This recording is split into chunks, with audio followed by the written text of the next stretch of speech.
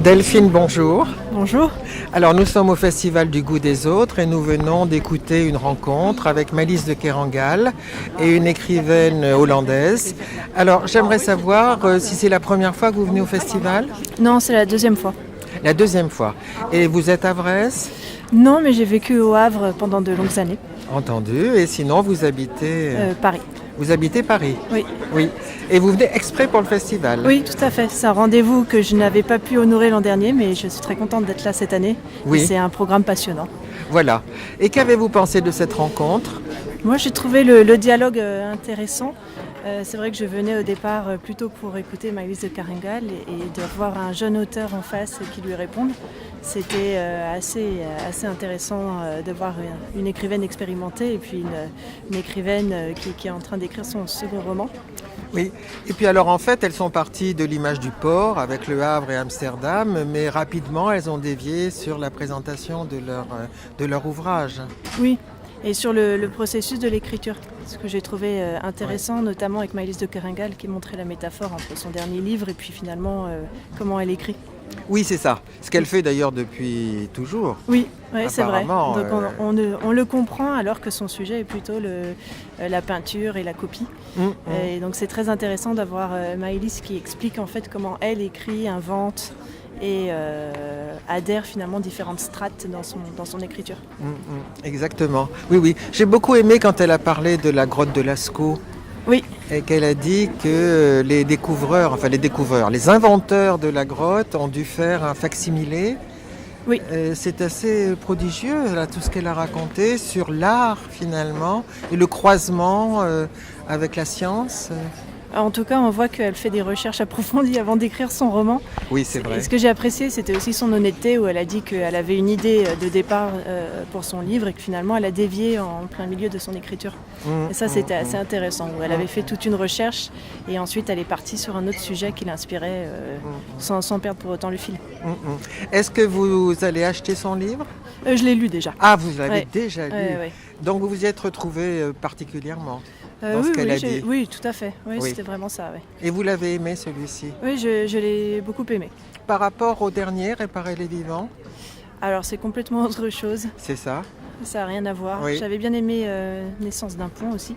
Oui. Mais celui-là est encore tout à fait différent. Mais c'est bien, elle arrive à prendre des sujets assez distincts et elle embarque quand même son lecteur. Donc voilà. Voilà, merci beaucoup Je vous en prie. Delphine. À Merci à bientôt vous. peut-être. Au revoir. Bonjour Camille. Bonjour. Alors au goût des autres, nous venons d'écouter Catherine Poulain. Et je crois que vous la connaissez, cette écrivaine. Oui, j'ai lu son premier roman, Le Grand Marin, l'été dernier, en 2017. Et j'ai été absolument fascinée par son écriture. Elle a une écriture vraiment par image, c'est une écriture très visuelle. Elle fait des comparaisons absolument magnifiques et c'est à la fois très beau et très brutal. C'est l'histoire d'une femme qui part en Alaska pour pêcher, qui abandonne tout. On ne sait pas trop pourquoi elle est partie, on ne nous le dit pas dans le roman. C'est un roman très autobiographique.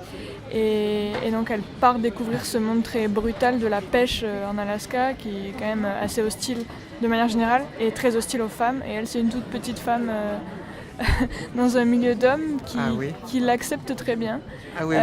Mais elle veut tout donner toujours et c'est vrai que c'est un roman très dur et en même temps vraiment magnifique. C'est l'écriture qui est sublime. C'est ça. Et voilà, moi et là, vous avez acheté le dernier, Non, je ne l'ai pas encore Le lu. Cœur blanc. Je ne l'ai pas acheté encore. Pas encore. Mais elle nous a raconté qu'elle a eu une vie quand même assez extraordinaire. Oui, de travail physique, et de c'est ça que j'ai trouvé saisonnier, de fou, bergère. puisque j'ai l'impression qu'elle est partie très très jeune, un peu partout à l'étranger, mais faire des travaux manuels. Oui. Et je sais pas comment elle a développé, elle a dû développer cette écriture vraiment par elle-même. Elle dit depuis toute jeune. Voilà, Oui. en lisant, en écrivant. Et c'est c'est une écriture qui est... Mais on sent qu'il y a beaucoup de physique derrière cette écriture. Mais Oui. vraiment, elle est bouleversante. Moi, j'ai été bouleversée par... Ah oui, ça fait plaisir. Et vous Par étiez ce contente roman. de l'entendre là? Oui, en Oui. plus, j'avais jamais entendu sa voix, mais elle a une voix toute douce, et c'est vrai que le personnage de Lily, dans son premier roman, elle se décrit comme ça, avec sa petite voix, elle est toute petite et elle a des grosses mains qui ont l'habitude de travailler Oui, manuellement. oui, et puis une endurance. Et là, c'est vrai qu'elle est, oui. c'est quelqu'un quand même qui parle, elle a l'air très humaine, très simple et Tout à fait. drôle. Et modeste Oui, aussi. voilà. Oui. Eh bien, merci beaucoup. Mais avec plaisir. Au revoir. Au revoir. Loli, bonjour. Bonjour. Alors, vous êtes bénévole sur le festival, je crois, Oui, depuis oui. jeudi. Oui, depuis jeudi soir, oui. Disons que l'on m'a chargé au sein du festival de m'occuper du public, de les accueillir du mieux que je peux.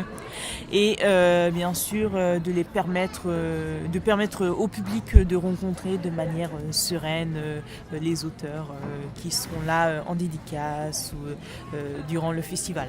Oui, c'est très important. J'ai l'impression que cette année, ça se passe très calmement, très sereinement. Oui, bien sûr. Disons en fait que le temps n'aide pas en fait à ce que les gens viennent rencontrer les artistes. Il pleut, il fait froid, donc c'est vrai que les gens ont plutôt envie de rester chez eux, quoi. Mais quand même, il y a des gens courageux qui viennent rencontrer d'autres personnes. Oui. Et c'est tout de même assez plaisant quand même de voir des gens discuter avec des auteurs sur leurs livres préférés. Et c'est très enrichissant. Oui, et alors, qui avez-vous entendu hier et avant-hier? Disons en fait que le jeudi soir, on m'avait chargé le jeudi soir de m'occuper des vestiaires des artistes. Mais hier, j'ai assisté à une rencontre entre le public et l'éditrice des éditions Métayer qui a fêté récemment ses 40 ans. Le public était au rendez-vous et ça a été une belle rencontre. C'était intéressant. Oui, bien sûr, puisque la personne l'éditrice a pu justement évoquer quelques anecdotes sur son parcours, puisqu'elle a notamment travaillé avec Pierre Bourdieu sur des recherches dans le domaine de la littérature et tout. Et c'est au fil des rencontres en fait qu'elle a eu envie de créer une maison d'édition qui porte son nom, Métayer. Oui. Donc cette rencontre nous a permis en fait de connaître le parcours de cette femme exceptionnelle, de découvrir aussi les auteurs qu'elle a pu rencontrer, puisque hier elle n'était pas seule, elle était avec Leonardo Padura, qui est un auteur, je dirais, mexicano-espagnol en fait, qui a publié de nombreux livres chez elle. Donc cette rencontre a pu enchanter le public. Ah oui. Je peux vous demander ce que vous faites en dehors? En dehors, je suis étudiante à l'université du Havre en fait. Oui. Voilà. Oui, dans quelle discipline? Dans les métiers du livre, voilà, en DUT. Voilà. Justement, ça tombe bien. Oui, donc ça vous a doublement intéressé. Oui, bien sûr, c'est une formation en fait semi-professionnelle, théorique et professionnelle, qui nous permet d'avoir une certaine base quand même, des bases solides pour pouvoir nous insérer plus facilement dans le milieu du livre en tant que bibliothécaire, libraire ou éditrice par exemple. Oui. Mais écoutez, merci beaucoup Loli. De rien. Voilà. Bonne continuation. Merci vous également.